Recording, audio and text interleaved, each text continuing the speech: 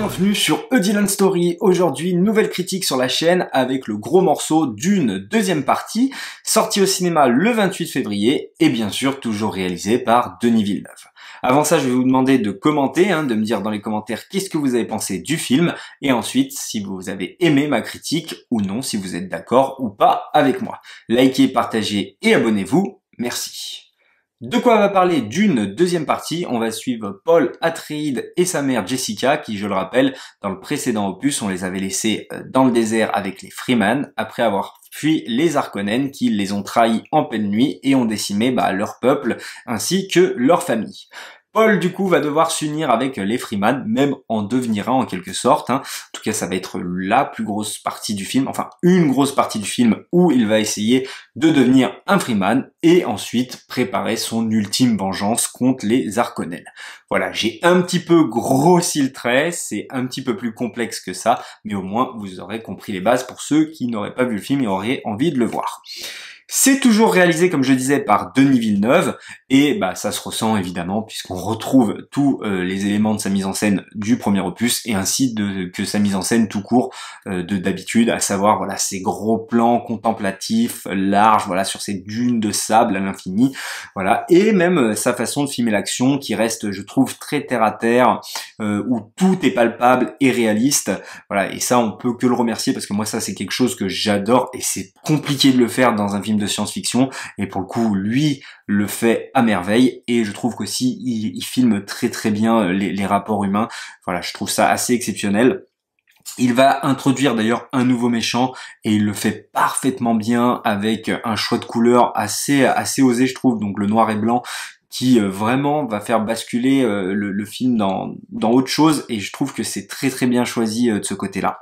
En plus de ça, bien sûr, il va retrouver son casting XXL, donc on a du Timothée Chalamet, du Zendaya, du Josh Brolin, du Javier Bardem, et aussi quelques nouvelles têtes avec Austin Butler qui va jouer ce nouveau méchant, ce nouveau Harkonnen justement, ou encore du Florence Pugh qui, elle est de partout. Ça y est, elle est de partout, on la prend de partout, Oppenheimer, partout, voilà, elle est de partout, on voit sa tête partout. Non mais c'est une excellente actrice et tant mieux, moi je suis content parce que j'adore cette actrice et en plus ça laisse envisager le meilleur pour la suite. Donc voilà, le casting comme je disais est excellent et en plus la relation je trouve Timothée Chalamet Zendaya donc Shani et Paul dans le film marche à merveille. Cette histoire d'amour vraiment m'a vraiment touché et je les trouve vraiment sincères les deux, contrairement étonnamment à Tom Holland et Zendaya où dans les Spider-Man pour moi ça ne fonctionnait absolument pas alors que pourtant ils sont en couple, je sais c'est assez étrange mais en tout cas voilà le jeu d'acteur est très très bon de ce côté-là, j'en ai pas grand chose non plus à dire. La musique est encore au rendez-vous avec notre petit Hans Zimmer qui revient à la charge, qui restera malheureusement très similaire je trouve au premier opus, mais en même temps c'est normal de reprendre un thème qui marche et fonctionne, notamment pour les moments épiques, les scènes d'action, tout ça. Par contre, il apporte un nouveau thème vraiment excellent, une petite pépite je trouve, notamment pour nous raconter cette romance entre Paul et Shani. Je la trouve vraiment excellente cette composition, voilà, j'ai été bluffé, vraiment c'est ce qui m'a le plus plu, voilà, je vous le dis tout de suite, cette histoire d'amour. Pour moi le film est coupé en 3 parties. Voilà, je vais très vite rentrer dans une partie spoiler, vous allez voir, mais pas pour le moment, je vous préviendrai. Donc il y a la première partie où on a la romance entre Paul et Shani et l'intention de Paul d'introduire vraiment les Freeman et de se faire accepter de tous. La deuxième partie où on a l'introduction de ce nouvel ennemi et la dernière partie avec évidemment la fin et la résolution des enjeux. Mais pour moi, le film souffre d'un problème, le problème du syndrome de Denis Villeneuve, comme j'aime l'appeler, voilà, où Denis Villeneuve aime tout exposer, voilà, pendant longtemps, pour nous faire une petite scène d'action, mais malheureusement, justement, trop petite, trop courte, et du coup, le film souffre d'un problème de rythme. Je vais faire une petite comparaison avec Oppenheimer. Attention, le film ne souffre pas forcément de longueur, je veux dire, il n'y a pas 1 heure de trop comme Oppenheimer. Là où pour moi Oppenheimer ne souffrait pas de rythme, au contraire, mais le film, la dernière heure, part dans une direction qui ne m'a pas plu et pas intéressé. Là, pour le coup, le film aurait pu durer 3h30 justement, en rallongeant ces scènes épiques, dantesques, mais je trouve que le film souffre de rythme quoi, et c'est toujours malheureusement la même chose avec Denis Villeneuve. Voilà, un film sur 2 ça me plaît, c'est-à-dire qu'il y a trop de scènes d'exposition pour une petite scène d'explosivité. Ça marchait très bien, par exemple, avec Sicario, qui a une ambiance de trailer très tendue, voilà, tout ça, avec les cartels mexicains, etc. Quand ça pète, voilà, il n'y avait pas besoin que ça pète 10 fois dans le film, mais voilà. Et je trouvais que le truc, c'est que dans le premier film, de toute façon, on t'expose tous les enjeux, etc. Donc c'est important de le faire. Dans celui-ci, la première partie est importante peut-être, mais de l'entrecaser à chaque fois par des petites scènes comme ça, je suis pas convaincu du tout par ça justement, par les choix. C'est pas, il pêche pas tant par la mise en scène, encore une fois, parce que toute la mise en scène me plaît, mais par son scénario qui, je trouve, vraiment ne va pas assez dans l'action par moment ou dans l'épique, comme pouvait le faire par exemple Le Seigneur des Anneaux, où d'un coup on avait une scène d'action mais dantesque, mais pendant un long moment, quoi, et tac, ça coupait et on posait, mais au moins on en avait voilà pour au moins 10, 15, 20 minutes d'action, quoi. Et là c'est un petit peu dommage parce que je trouve qu'il va pas au bout des choses, et je trouve que c'est le gros point noir du film. En revanche, c'est pas comme un Oppenheimer, je trouve que quand même le reste prend le dessus. Et c'est pas comme Oppenheimer qui n'a pas fini dans mon top, par exemple. Celui-ci, je pense, finira dans le top de cette année. Vraiment, parce que le reste est tellement dantesque et au-dessus de ce problème de rythme que voilà, on peut passer au-dessus. C'est pour ça que je lui mets la note de 4 sur 5 du coup, voilà. Vous l'aurez compris, il y a juste un petit problème de rythme qui m'a dérangé, mais le reste, tout est exceptionnel. Voilà, tout simplement. Je vais passer tout de suite dans une partie spoiler du coup, hein. Eh bien, j'aimerais beaucoup être ton égal. Je te montrerai peut-être le chemin. Pour commencer cette partie spoiler, j'aimerais qu'on parle du méchant, hein, le nouveau méchant qui est parfaitement bien introduit, je trouve, par Denis Villeneuve, qui est Raïd Rota Harkonnen, le neveu du baron, et qui, comme je le disais précédemment, est joué par Austin Butler, qui l'interprète, je trouve, à merveille. Pourquoi c'est une excellente introduction? Déjà, de par la temporalité dans laquelle il est introduit dans l'histoire, c'est-à-dire à peu près au milieu du film.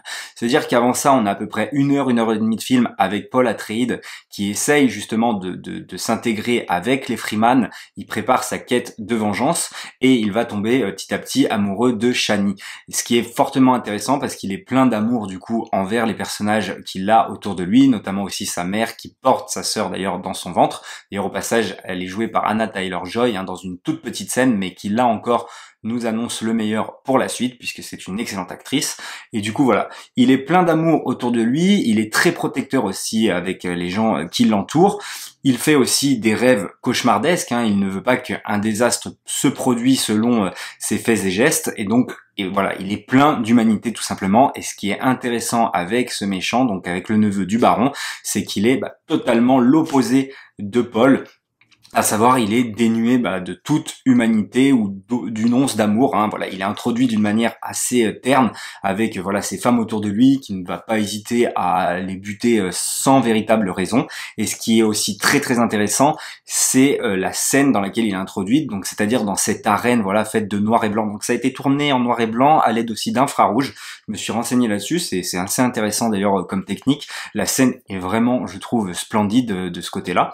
Et donc voilà, dans cette arène dénuée d'humanité, et ce qui va être là encore une fois l'inverse de la première heure et demie où Paul est exposé constamment à ce soleil, à cette lumière, voilà, il est tout le temps dans la lumière, alors que le méchant, lui, est dans l'ombre constamment, d'où cet affrontement final entre les deux que je trouve totalement logique et très très efficace. En plus, on sent que c'est une véritable menace, voilà, du fait que il défonce Raban, hein, donc qui est l'autre neveu du baron, hein, donc joué par Batista, qui n'arrive pas justement à se défaire des Freeman et va être rejeté par le baron. Et du coup, lui ne va pas hésiter à aller lui en coller une, même jusqu'à le tuer, hein, à l'égorger. Voilà, il le menace et on sent tout de suite une menace pesante sur les Freeman. C'est assez intéressant ce personnage, la manière dont il est introduit. Et je vais en revenir à un autre point, le fait que en plus de ça, ce soit du coup son cousin, puisque oui, attention, gros spoiler encore une fois, c'est que Paul est aussi un Harkonnen. Alors est-ce que c'est assez intéressant ou non? Moi j'ai pas trouvé ça non plus fabuleux. Voilà, encore une ultime histoire familiale, hein, de je suis ton père, tu es mon fils, etc. Alors qui a pompé sur l'autre, j'en sais rien. Encore une fois, je n'ai jamais lu les Dunes, hein, donc je vais pas m'éterniser là-dessus sur les livres. Mais en tout cas, voilà, c'est plutôt sympa comme révélation, mais ça casse pas non plus. Voilà, c'est pas non plus un truc incroyable. On a déjà vu ça en tout cas au cinéma. Mais bon, c'était plutôt sympa. Et pour le combat final, ça marche très très bien, je trouve. Ce qui est assez décevant, je trouve, c'est comme je disais, c'est ce problème de rythme, et surtout c'est que, pour moi, pour Paul et les Freeman, c'est beaucoup trop facile. On les sent, pratiquement jamais en danger, à part quand justement le neveu du baron est introduit, on se dit il y aura peut-être une menace, là ils vont peut-être être en danger. Alors oui, il va bombarder le nid des Freeman, mais ça s'arrête à là. Finalement, les Freeman fuient, il y a pas non plus tant de pertes que ça dramatique, et c'est un petit peu décevant de ce côté-là. C'est ça que je trouve dommage avec ce film, c'est que les péripéties en termes d'épique, les gentils vont toujours les gagner. C'est pour ça que pour moi c'est vraiment composé en 2 films et non pas pensé comme une trilogie, avec vraiment cette première partie où on a à la fin les méchants qui gagnent, hein, donc le second acte, et avec le 3e acte où là les gentils vont prendre le dessus sur les méchants et finir par l'emporter. Et on sent que c'est vraiment construit en 2 films et non en 3, hein, parce que maintenant on sait qu'il y a un 3e officiel, donc ça pourrait se contenter de ça et partir complètement sur autre chose. Ça serait pas plus mal. En tout cas, ça marche très très bien. Il y a aussi une petite scène, bon c'est pas vraiment un spoiler, mais quand Paul Atreides arrive à monter sur le ver géant, une scène d'action vraiment incroyable qui est très très bien filmée, encore très très bien palpitante, voilà, avec cette musique derrière enjouée. Franchement, on est à fond derrière lui, c'est vachement cool. Du coup, j'aimerais revenir sur cette bataille finale. Comme je disais, malheureusement, les péripéties s'enchaînent un petit peu trop rapidement, et comme je disais, on n'est jamais en danger pour les Freeman ou les Atreides. C'est un peu trop facile, je trouve, alors que les Harkonnen, certes, sont venus en pleine nuit trahir les Atreides, mais je trouve qu'ils auraient pu donner une résistance un peu plus importante à ces ennemis. D'où, je disais, le fait de rallonger ces scènes de bataille, ça aurait été nécessaire pour moi. C'est plutôt noble de ne pas faire un Avenger bis ou les Marvel bis où les combats finaux durent 10 ans et pour pas grand chose au final.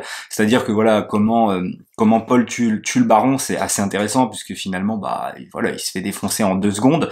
Pareil pour Raban qui meurt sous les mains de Josh Brolin, je me rappelle plus le nom de son personnage, pardon, mais qui meurt assez rapidement finalement. Donc voilà, c'est assez intéressant de ce côté-là. Oui, par contre, ce qui est dommage, c'est que voilà, en termes d'armée, on sent pas vraiment la différence, alors que c'est censé être des personnages dans le désert. Là, c'est un petit peu dommage de ce côté-là. Et par contre, au niveau de la bataille finale du coup entre les 2 cousins, donc entre Faïd Rota et Paul, là c'est vraiment intéressant, je trouve. La tension est là, on ne sait pas trop. Franchement, à un moment donné, j'ai vraiment cru que Paul allait mourir, étant donné que j'ai pas lu les bouquins, et j'étais vraiment surpris du combat final, même si au final, bien sûr, il survit, mais c'est assez surprenant de ce côté-là et assez intéressant. Ce qui m'a vraiment déchiré le cœur, encore une fois, j'ai failli même verser ma petite larme, j'ai vraiment moi été pris par ça, hein, cette dynamique entre ces 2 acteurs, Zendaya et Timothée Chalamet, entre ces 2 personnages qui marchent très très bien, et le fait qu'ils décident de laisser Shani sur le côté et de prendre pour épouse du coup la fille de l'empereur. Ça m'a vraiment déchiré le cœur.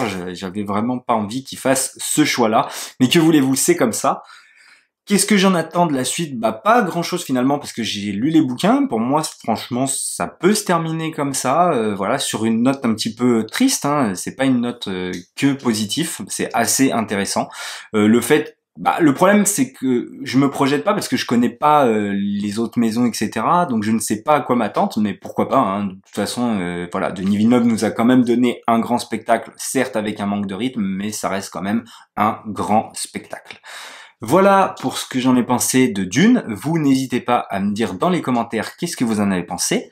Likez, partagez et abonnez-vous. Et nous, comme d'habitude, on se dit à la prochaine pour une prochaine histoire.